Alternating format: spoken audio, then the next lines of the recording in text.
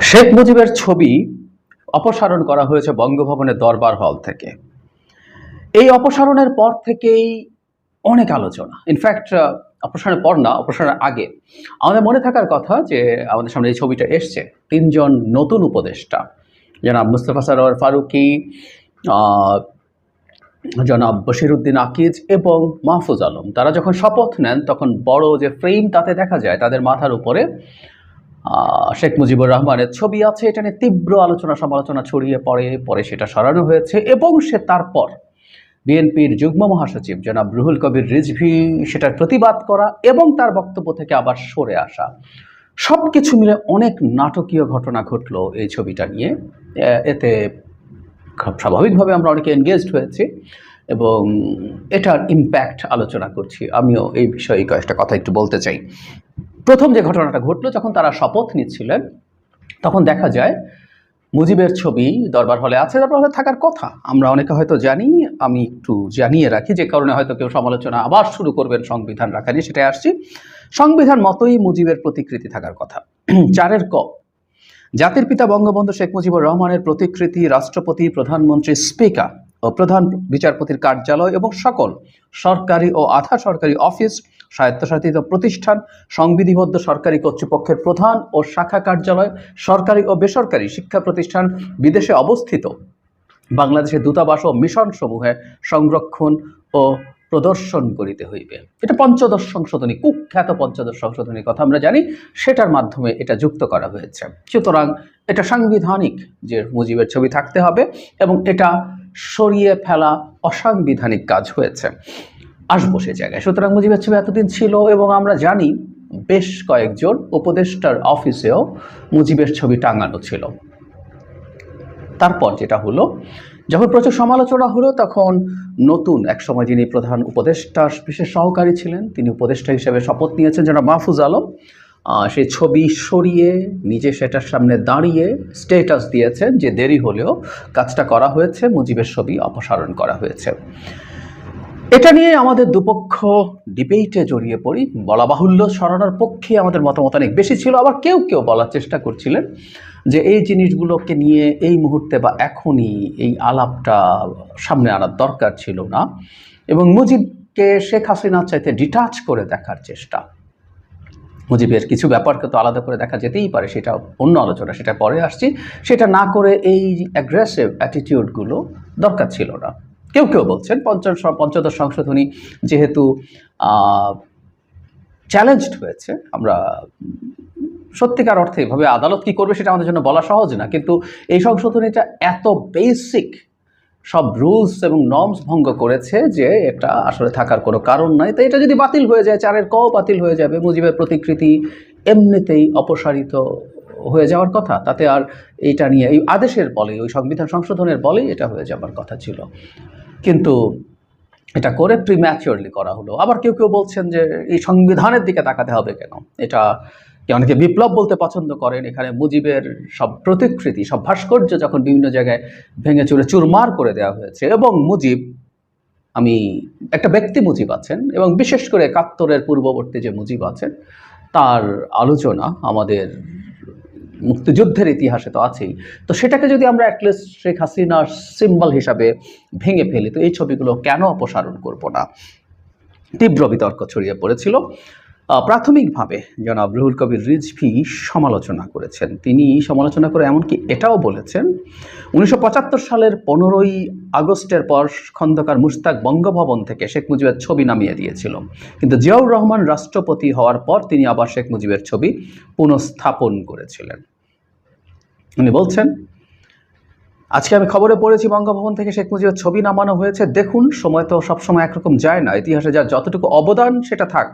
আমরা স্বাধীনতার পর শেখ মুজিবুর রহমানের অনেক অন্যায় ও দুঃশাসন দেখেছি, তারপরও তো সেটা ছিল, তার ছবিটা ছিল। আমি মনে করি তার ছবিটা নামিয়ে ফেলা উচিত হয়নি। কিন্তু এখানে কিন্তু কতগুলো গুরুত্বপূর্ণ কথা রিজভী সাহেব বলছেন। আমাদের জাতীয় জীবন ও জাতীয় ইতিহাসের আন্দোলনে তার যতটুকু অবদান স্বীকার করা হোক।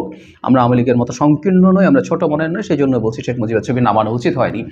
বলা বাহুল্য, এরপর অনেকে তীব্র ক্ষোভে ফেটে পড়েন যে এই বিদ্যমান বাস্তবতায় দাঁড়িয়ে তার এই ধরনের মন্তব্য, এবং এটাকে কেউ কেউ আওয়ামী পুনর্বাসন হিসাবে ট্যাগ করতে চেয়েছেন। আমি তার বক্তব্য তো পুরোটা পড়লাম এই কারণে, তার বক্তব্যের মধ্যে মূল স্পিরিটটা হয়তো আমরা ধরতে পারবো। তিনি আওয়ামী লীগ পুনর্বাসন করবেন সেটাকে এইভাবে দেখা ঠিক না, যদিও নানা জায়গা থেকে এখন বিএনপি এবং আওয়ামী লীগকে একসাথে যুক্ত করে স্টিগমাটাইজ করার চেষ্টা করা হচ্ছে, ফলে খুব স্বাভাবিকভাবে খুব দ্রুত জনাব রিজভী তার অবস্থান থেকে সরে এসে তিনি সেটার জন্য ভুল স্বীকার করেছেন, এবং যেভাবে গায়ের জোরে এটা করা হয়েছে, ইয়েস ইট ইজ রাইট, যে পঞ্চদশ সংশোধনী একটা অত্যন্ত অন্যায় সংবিধান সংশোধনী, সেটার মাধ্যমে অন্তর্ভুক্ত হয়েছিল সেটাকে উল্লেখ করেছেন, এবং সেই কারণেই এটার বিরোধিতা তিনি করছেন। ফলে আমরা বলতে পারি যে এক্সিস্টিং যে জনমত সেটার বিরুদ্ধে বিএনপি গেল না। তারও আগে এই প্রশ্ন কেউ করতেই পারেন যে জনাব রুহুল কবির রিজভী যে বক্তব্য দিয়েছেন সেটা অফিসিয়াল স্ট্যান্স ছিল কিনা। যদি অফিসিয়াল স্ট্যান্স থেকে থাকে এবং পরে সেটা থেকে সরে আসা হয়, নাকি তার ব্যক্তিগত ব্যাপার, অনেকগুলো যদি কিন্তু আছে। কিন্তু আমরা সাম্প্রতিক সময়ের একটা ব্যাকগ্রাউন্ড একটু মাথায় রাখলে সম্ভবত এই অবস্থানটারও কিছু ব্যাখ্যা আমরা করতে পারবো। আমরা খেয়াল করেছি, এবং আমি আগেও বলেছি, রাষ্ট্রপতি ইস্যুতে ছাত্ররা এবং ছাত্রদের সাথে কিছু দল যুক্ত হয়েছে যাতে রাষ্ট্রপতিকে এখনই চলে যেতে হবে। আবার বিএনপি মোটা দাগে একটা গ্রুপ অফ পলিটিক্যাল পার্টিসকে লিড করছে, যেখানে বিএনপি বলতে চাইছে রাষ্ট্রপতিকে সরানো এখন কোনো প্রয়োজন নেই, বরং সেটা কতগুলো ঝুঁকি তৈরি করবে। ফলে এই যে একটা কনফ্রন্টেশন ছিল, এবং শুধু সেটা ওই জায়গায় থেমে নেই। আমি খেয়াল করেছি এই ইস্যু নিয়ে দুটো গ্রুপের মধ্যে যখন সংঘাত তৈরি হয়েছে, দ্বিমত তৈরি হয়েছে, তখন বিভিন্ন রিপোর্টে ছাত্র সমন্বয়করা কথা বলছেন, এবং সেই সমন্বয়করা বিএনপিকে ব্লেম করছেন, তাদের যে এটা ভালোভাবে নেন নাই সেটা হয়েছে। সুতরাং সংঘাতটা আসলে শেষ হয়ে যায়নি, তারা এক ধরনের মুখোমুখি অবস্থানে আসলে আছেন। সেইটার পরিপ্রেক্ষিতেই যেহেতু ছাত্রদের জায়গা থেকে এরকম একটা পদক্ষেপ নেওয়া হয়েছে, বিএনপি সেখানে পাল্টা একটা অবস্থান নেওয়ার চেষ্টা করছে কিনা এই ইন্টারপ্রিটেশন কেউ করতে পারতো, এবং এটা খুবই লজিক্যাল হতো না। রাজনীতিতে একটা কথা মনে রাখতে হবে, রাজনীতিতে যারা যা যা করেন, সামনে যা যা বলেন, তার চাইতেও আরও অনেক কিছু ভেতরের ব্যাপার আছে। মুজিবের ছবি সরিয়ে ফেলায় আমি বিপ্লবকেই, যারা বিপ্লব বলছেন, which I don't agree with, আমি বলেছি বহুবার, আমি এটাকে অভ্যুত্থান মনে করি, তো সেটাকে যারা স্পিরিট বলছেন, তার চাইতেও জরুরি কথা হচ্ছে তাদেরও কিছু পলিটিক্যাল আন্ডারস্ট্যান্ডিং আছে, পলিটিক্যাল গেইনিংয়ের কথা তারা ভাবছেন। নানা ক্ষেত্রে তারা আসলে দেখাতে চান যে তারা ম্যাটার করেন, সেই মেসেজ। আবার বিএনপি যখন এটাকে রাখার কথাও বলছে, তাতে যে ব্যাখ্যা আমরা প্রাথমিকভাবে রিজভী সাহেবের কাছ থেকে শুনেছিলাম, তার ভেতরে আসলে অনেক ব্যাপার থাকে। ওই যে বলছি, ভেতরে ব্যাপারটা এইরকম হবারই খুবই সম্ভাবনা আছে। কিভাবে আমরা দেখব? আমি আমার টেকের কথা যদি বলি, শেখ মুজিবুর রহমানের প্রত্যেকটা ভাস্কর্য যখন ভাঙা হয়েছে, ধরে ধরে খুঁজে খুঁজে, আমাদের ওই যে সময়টা ছিল, ওই সময়টার মধ্যে এই জিনিসগুলো ইনস্ট্যান্টলি, যখন একটা স্বৈরাচারের নিপীড়নে আমরা দীর্ঘ সময় ছিলাম, তাকে পালিয়ে যেতে হয়েছে, তখন এই ভাঙাগুলোকে আমরা অনেকেই এটা হয়েছে যে এটা আসলে শেখ হাসিনার যে দুঃশাসন, দুর্নীতি, অপশাসন, অসভ্যতা, বর্বরতা, তার সিম্বল। শেখ মুজিবকে সামনে রেখে উনি তার ন্যারেটিভ নির্মাণ করার চেষ্টা করেছিলেন। সুতরাং এগুলো ভেঙে ফেলা মানে আসলে ওটাকে ভেঙে ফেলা। মুজিবের প্রতি এটাও সত্য যে মুজিবের মৃত্যু যখন হয়েছে, সেই সময় উনি অত্যন্ত অজনপ্রিয় মানুষে পরিণত হয়েছিলেন। তিনি একটা রাষ্ট্রের শাসক হিসেবে, বিশেষ করে একটা যুদ্ধ করে স্বাধীন হওয়া রাষ্ট্রের সরকার প্রধান হিসেবে অত্যন্ত বাজেভাবে দেশ চালিয়েছেন। সুতরাং তার প্রতি মানুষের শেষ ইমোশন ওয়াজ ভেরি নেগেটিভ, কোনো সন্দেহ নাই। অ্যাজ এ হোল মুজিবকে যদি আমরা ব্যক্তি হিসেবে বিবেচনা করি, এই নেগেটিভসগুলো আসবেই, তাও ঠিক আছে। কিন্তু এটাও ফ্যাক্ট যে যেটা যারা রিজভী বোঝানোর চেষ্টা করছেন, যে মুক্তিযুদ্ধের সময় মুক্তিযুদ্ধের যে ইতিহাস, এটা নিয়ে আমি বহুবার এর মধ্যে কথা বলেছি, আর আজকে রিপিট করছি না। সেই ইতিহাসে মুজিব স্বাধীনতা না চাইলেও আমাদের মুক্তিযুদ্ধের ইতিহাসের শেখ মুজিবুর রহমান অত্যন্ত না, এভাবে বলাই বেটার, সবচেয়ে গুরুত্বপূর্ণ নাম। এবং আমরা অনেকেই এখন যে ফাউন্ডিং ফাদার্সের কথা বলছি, তার মধ্যে তিনি সবচেয়ে সিগনিফিক্যান্ট ফাউন্ডিং ফাদার্স। অনেকের মধ্যে তিনি তো থাকবেনই, এবং সবচেয়ে সিগনিফিক্যান্ট হিসাবেও আমরা তাকে অনেকে রাখতে চাইবো, অনেকেই রাখবেন। সো ওই ইতিহাসটুকু থাকবে। সুতরাং এই ছবি সরিয়ে ফেলায় মুজিব বাতিল হয়ে যাবেন বা খারিজ হয়ে যাবেন, আসলে তা না। কিন্তু এই ছবি সরিয়ে ফেলায় বরং এই আলাপটা আসলে যেটা হয়েছিল যে এই মুহূর্তে অন্তত শেখ মুজিবুর রহমান এবং বিশেষ করে শেখ হাসিনা তার বাবাকে যেভাবে ব্যবহার করেছেন, সেই ব্যবহারের যে রিয়াকশন আমরা সেটা হিসেবেই দেখতে পারি। কারণ আমি দেখেছি, আমি ব্যক্তিগতভাবে যখন কথা বলেছি ছবি নিয়ে অনেকেই প্রশ্ন তুলেছেন। সুতরাং জনগণের যে ইমোশন আছে, জনগণের যে আবেগ আছে, চাওয়া আছে, সেটা পূর্ণ হলো, এটা নট ব্যাড। কিন্তু ওই যে বললাম, পঞ্চদশ সংশোধনী বাতিল হলে এটা কনস্টিটিউশনালি বাতিল হয়ে যেতে পারতো। কিন্তু বাংলাদেশে কিন্তু এই মুহূর্তে একটা ডিবেট দুটো পক্ষের মধ্যে আছে। একটা পক্ষ মনে করছেন কনস্টিটিউশনকে ছুঁড়ে ফেলে দেওয়া উচিত এবং এটাকে ডিফাই করা উচিত, সব ক্ষেত্রে এটার বাইরে যাওয়া উচিত। আবার কেউ কেউ মনে করেন যে না, সংবিধান থাকা উচিত এবং এই সরকার যেহেতু কনস্টিটিউশনাল ফ্রেমওয়ার্কের মধ্যে আছে, কারণ মনে হতেই পারে যে 15th অ্যামেন্ডমেন্ট বাতিল হলে তো এই মুজিবের এই ছবির ব্যাপারটা এমনিই চুকে বুকে যেত, তাহলে আর এই ঝামেলাটার প্রয়োজন ছিল না।